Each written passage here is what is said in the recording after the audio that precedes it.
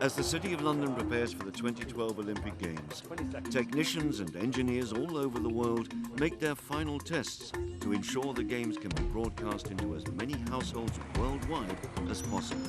Because these Games are the biggest event in the world, and the whole world will be able to watch. We have satellite technology to thank for that. In '64 we had the Olympics in Tokyo, which were transmitted for the first time via satellite. There was not a big audience at that time. But you know, the audience from the 60s till, you know, our days exploded really, the audience. You had, in the Beijing Olympics, you had something like more than 4 billion people watching, more than 60% of the world population watching this.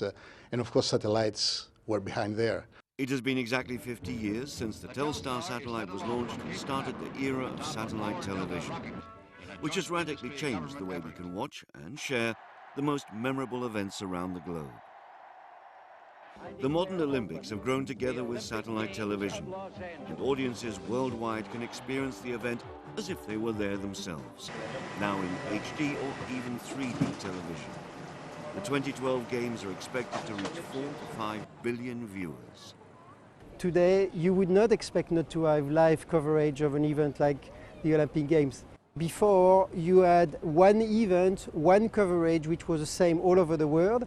Now, each channel would have their own crew and would specifically follow the local athletes and not have just one single feed.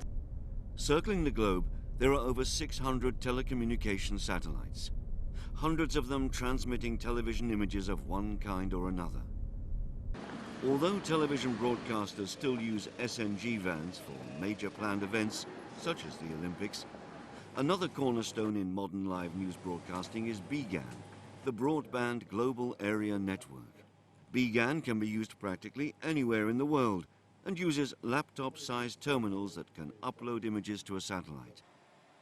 Such small terminals were developed by ESA and Inmarsat, who also work together on ESA's AlphaSat program. ESA has always been and remains a leading partner in the research of satellite communications technology, both in orbit as well on the ground. And over the years, major developments have occurred, such as the DBS standard, allowing satellites to transmit hundreds of channels, or the new KU and KA band transmissions, needing smaller antennae, which can be the size of a serving plate, and allow high-speed internet access anywhere in Europe.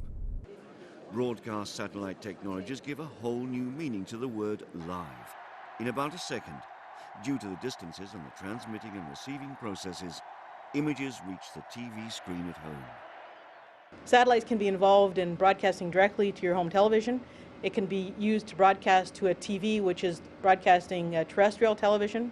It could be broadcasting to a cell tower, a 3G or 4G cell tower, which then rebroadcasts it to your cell phone. So satellites, whether you know it or not, are being involved in many of these activities where you're getting broadcast television. Without the satellites, the Olympic Games or the big events like the football, you know, World Cup, etc., wouldn't be what they are. Clearly, the satellite brought the event to your house. And so, with the London Olympics about to start, the world gets ready for 2 weeks of sports.